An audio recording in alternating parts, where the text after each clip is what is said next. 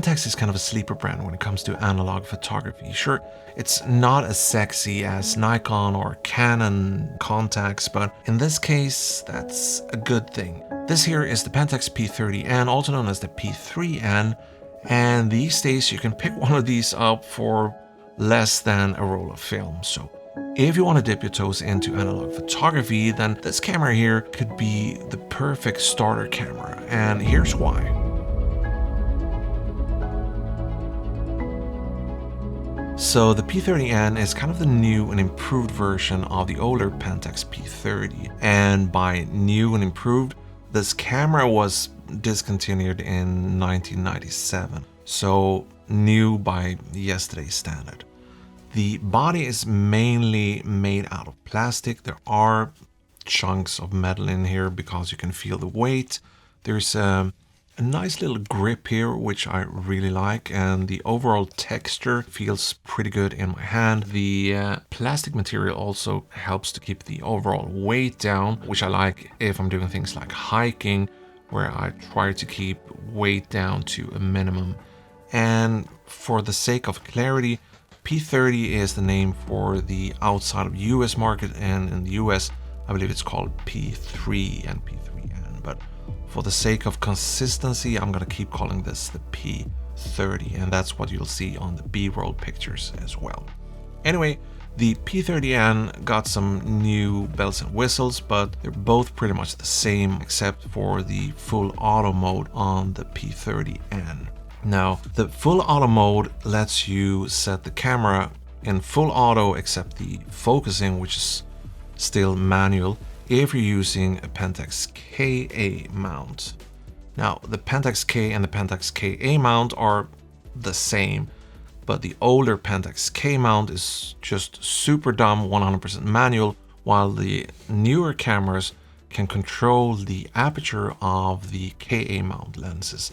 That's the only difference. So that's one of the first good reasons why this is a great beginner camera, because you can start shooting this at full manual if you're using a Ka mount lens, and then work your way to maybe aperture priority mode, where you set the aperture you want and the camera will take care of all the rest. There's also a metered manual mode, a bulb mode if you want to take long exposures, and obviously the X mode for flash photography.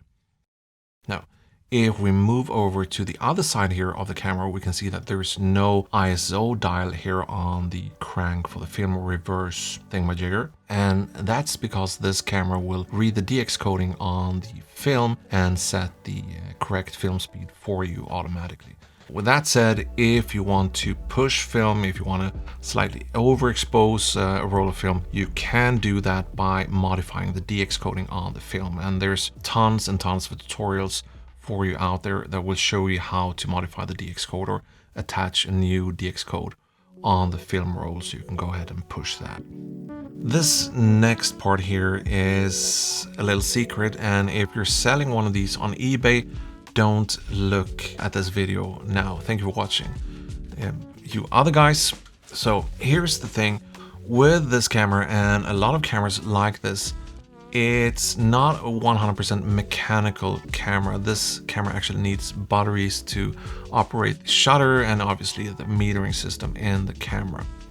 So when you find cameras like this on places like flea market or in your Uncle Bob's garage or what have you, and you can't get the shutter to release, 95% of the times that's because the battery ran out of juice. So just sneak open the battery door back here and make sure there's no battery leakage or weird corrosion here. You know, if you want, get the camera, and usually if you spend like $5 on new batteries, they tend to jump back to life 95% of the time. No 100% guarantee, but a lot of times that's the problem. That's our little secret.